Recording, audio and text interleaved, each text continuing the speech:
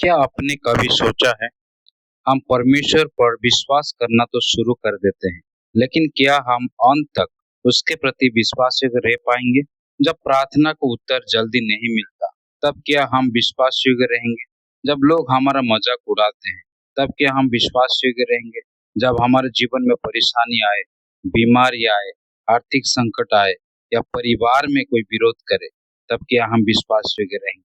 आज का सबसे महत्वपूर्ण सवाल यही है, क्या हम अच्छे समय में परमेश्वर के साथ रहते हैं या परिस्थिति में भी परमेश्वर के साथ विश्वास योग्य बनकर रहते हैं? परमेश्वर के प्रति हम विश्वास योग्य कैसे रहें?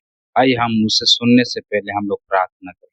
हे हमारे स्वर्गीय पिता परमेश्वर, हम आपका धन्यवाद करते हैं कि आपने हमें आज आपका वचन सुनने का अवसर दिया। हम स्वीकार करते हैं कि कठिन समय में हमारा विश्वास कमजोर पड़ जाता है। कृपया हमारे हृदय को जांचे और हमें हर परिस्थिति में विश्वास के रहना सिखाइए। जब प्रार्थना को उत्तर देर से मिले, हमें धीरज दीजिए। जब कठिनाई आए, हमें मजबूत बनाइए, और जब विरोध हो, हमें यीशु के साथ खड़े रहने का साहस दीजिए। अपने पवित्र आत्मा से हमें तैयार कीजिए कि हम केवल सुनने वाले नहीं, बल्कि आपके वचन पर चलने वाले बने। जो कुछ हम आज सीखें, वो हमारे जीवन को बदल दे और हम अंत तक विश्वास के बने रहने पाए। हम ये प्रार्थना यीशु मसीह के नाम से मांगते हैं, आमीन। हम विश्वास योग्य कैसे रहेंगे? आज का वचन प्रकाशित वाक्य 2 का 10 देखते हैं। वहां पर लिखा है, तू मरने तक विश्वास योग्य रहा, तो मैं तुझे जीवन का मुकुट दूंगा। आज हम परमेश्वर के वचन से 3 ऐसी बातें सीखेंगे जो हर विश्वासी को परमेश्वर के प्रति विश्वास योग्य रहने में मदद करेगी। पहली बात, परमेश्वर के वचन के प्रति विश्वास योग्य रहे। दूसरी बात, प्रार्थना और संगति में विश्वास योग्य रहे। तीसरी बात, हर परिस्थिति में मसीह के प्रति विश्वास योग्य रहे। पहली बात को हम देखेंगे, परमेश्वर के वचन के प्रति विश्वास योग्य रहना। जब दुनिया की आवाज हमें अलग अलग दिशा में ले जाती है, तब हम सही मार्ग कैसे पहचानेंगे? मसीह जीवन केवल यीशु पर विश्वास करने से शुरू नहीं होता, बल्कि परमेश्वर के वचन के अनुसार जीवन जीने से मजबूत होता है। भजन संहिता 119 का 105 कहता है, तेरा वचन मेरे पाँव के लिए दीपक और मेरे मार्ग के लिए उजियाला है। दुनिया हमें बहुत सारी आवाजें सुनाती है, लोग बहुत कुछ कहते हैं, सोशल मीडिया बहुत कुछ कहता है, हमारी भावना और सोच बहुत कुछ कहती है, लेकिन परमेश्वर का वचन हमें सत्य बताता है। ये साया उसका 40 का 8 कहता है, घास सूख जाती और फूल मुरझा जाता, परंतु हमारे परमेश्वर का वचन सदैव स्थिर रहेगा। याकूब 1 का 22 कहता है, वचन पर चलने वाले बनो और केवल सुनने वाले ही नहीं। हर दिन अपने आप से पूछना चाहिए, आज परमेश्वर ने मुझे क्या सिखाया? मैं इस वचन को अपने जीवन में कैसे लागू कर सकूं? क्या मेरा जीवन परमेश्वर के वचन के अनुसार बदल रहा है? कल्पना कीजिए, आप रात में एक अंधेरी सड़क पर चल रहे हैं। आपके पास एक टॉर्च है। टॉर्च आपको पूरी सड़क एक साथ नहीं दिखाती, लेकिन वो आपके अगले कदम के लिए पर्याप्त रोशनी देती है। ठीक उसी तरह परमेश्वर का वचन हमारे जीवन का दीपक है। परमेश्वर शायद आपको अगले 10 साल की पूरी योजना ना बताए, लेकिन वो आपको आज का अगला सही कदम दिखा सकता है। जब भ्रमित हो, वचन की ओर आइए। जब डर है, वचन की ओर आइए। जब परीक्षा में पड़ जाए, वचन की ओर आइए। यदि आप परमेश्वर के प्रति विश्वासी रहना चाहते हैं, तो पहले उसके वचन के प्रति विश्वासी बनिए।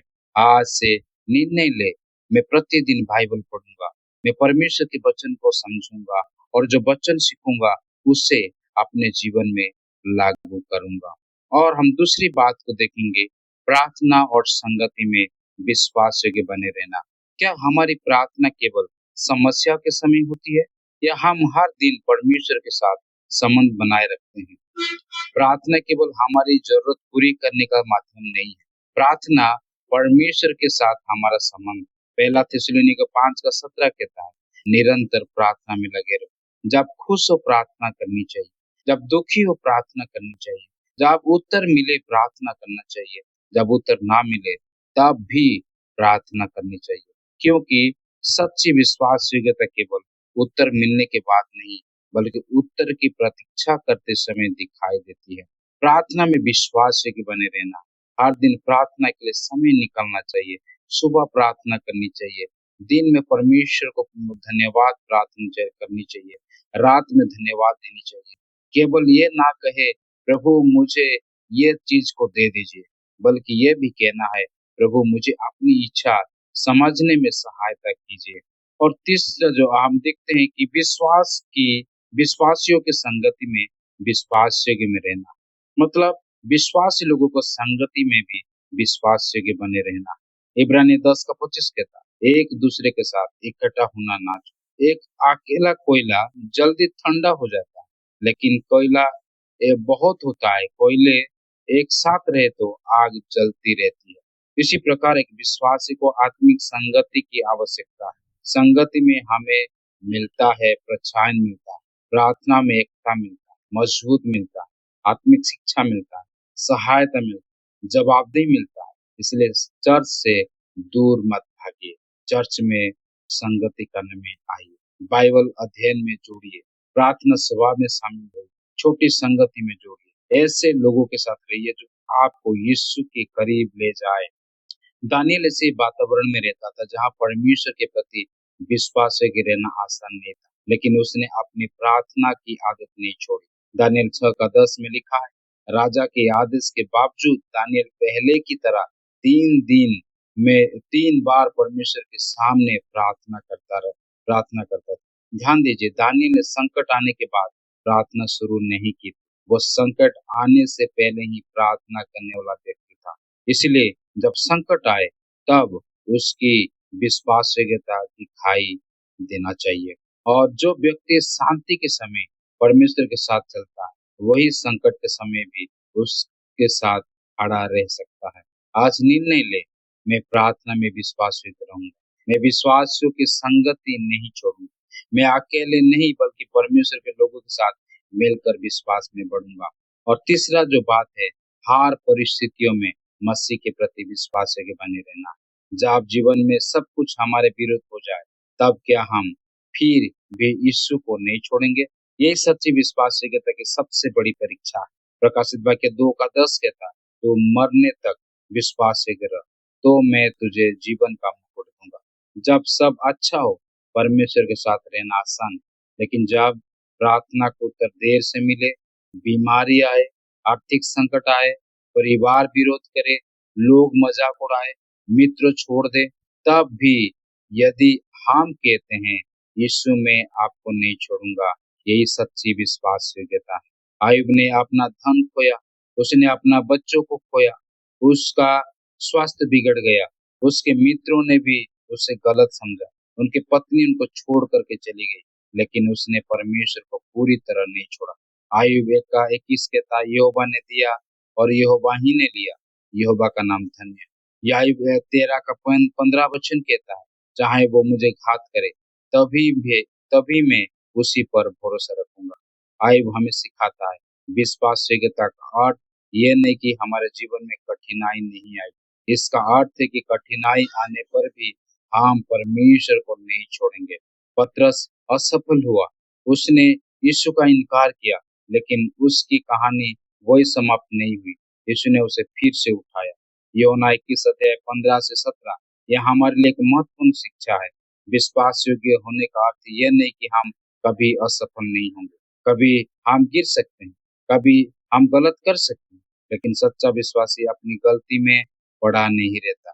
वो पश्चाताप करता है, यीशु के पास लौटता है और फिर से उसके पीछे चलता है। याद रखिए, गिरना अंत नहीं है, यीशु के पास वापस ना आना असली खतरा है। कल्पना कीजिए कि एक व्यक्ति को एक खतरनाक नदी पार करनी है। उसके पास 3 मजबूत रस्सियां हैं। पहली रस्सी परमेश्वर का वचन, ये हमें सही मार्ग दिखाता है। दूसरी रस्सी प्रार्थना और संगति, ये हमें परमेश्वर और विश्वास से रखती है। तीसरी रस्सी कठिन समय में विश्वास योग्यता, ये हमें तूफान के बीच भी यीशु को पकड़े रहने में सहायता करती है। यदि हम इन तीनों को मजबूत से पकड़े रहें, तो कठिन परिस्थितियों के बीच भी आगे बढ़ सकते हैं। हम लोगों ने देखे, आज हमने 3 बातों को सीखे हैं। वचन में विश्वास योग्य रहना, प्रार्थना और संगति में विश्वास योग्य रहना है, हर परिस्थितियों में प्रभु के प्रति विश्वास योग्य बने रहना है। आज मैं आपसे एक व्यक्तिगत प्रश्न पूछना चाहता हूँ। क्या आप केवल आज के समय में यीशु के साथ रहेंगे, या आप कहेंगे प्रभु जब मैं समझ में ना पाऊँ, तब भी मैं आप पर भरोसा करूंगा। जब मेरी प्रार्थना को उत्तर देर से मिले, तब भी मैं प्रार्थना करता रहूंगा। जब लोग मुझे छोड़ दे, तब भी मैं आपको नहीं छोड़ूंगा। जब मैं गिर जाऊं, तब मैं आपके पास वापस आऊंगा। प्रभु मुझे अंत तक विश्वास से बनाए रखे। इस प्रकार से प्रभु को आप कहिए, प्रार्थना कीजिए। प्रकाशित वाक्य 2:10 कहता है, तू मरने तक विश्वास से गिर, तो मैं तुझे जीवन का मुकुट दूंगा।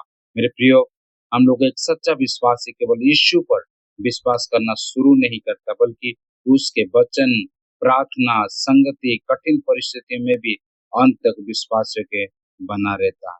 याद रखे, वचन में विश्वास से रहे, प्रार्थना और संगति में विश्वास से रहे, कठिन समय में भी यीशु के प्रति विश्वास से रहे, क्योंकि हमारा परमेश्वर विश्वास योग्य है। आइए हम लोग प्रार्थना करें। हे विश्वास योग्य परमेश्वर और हमारे स्वर्गीय पिता, आज हम आपके वचन के लिए धन्यवाद करते हैं। हमें हर परिस्थिति में विश्वास योग्य रहने की सीख दे। हमें वचन, प्रार्थना और संगति में विश्वास योग्य बनाइए। प्रतीक्षा में भी आप पर भरोसा बनाए रखें। कठिनाइयों, बीमारी, आर्थिक संकट, विरोध या अस्वीकृति में भी हमें आपको ना छोड़ने दे। आयुब सा भरोसा, दानियल सी प्रार्थना में दृढ़ता और पतरस की तरह पश्चाताप का साहस दे। हमारा विश्वास परिस्थितियों पर नहीं, आप पर हो। प्रभु, हम अंत तक आपके प्रति विश्वास योग्य रहना चाहते हैं। कमजोरी में सामर्थ्य दीजिए, डर में साहस, निराशा में आशा, गिरने पर उठाइए और अंत तक हमारा हाथ थामे रहिए। प्रभु यीशु, हमें ऐसा विश्वासी बनाइए जो अंत तक विश्वास योग्य रहें। आपका वचन कहता है, तो अब अंतिम समय तक, मरने तक विश्वास से रह, तो मैं तुझे जीवन का मुकुट दूंगा। हमारे परिवारों को, कलीसियाओं को, सेवकों को, अगुवों को आशीष दीजिए। हमें अपने वचन, प्रार्थना और विश्वास में बढ़ाइए। हम अपना जीवन और भविष्य आपके हाथों में सौंपते हैं। हम ये प्रार्थना अपने प्रभु और उद्धारकर्ता यीशु मसीह के सामर्थ्य नाम पे मांगते हैं। आमीन। प्रभु सब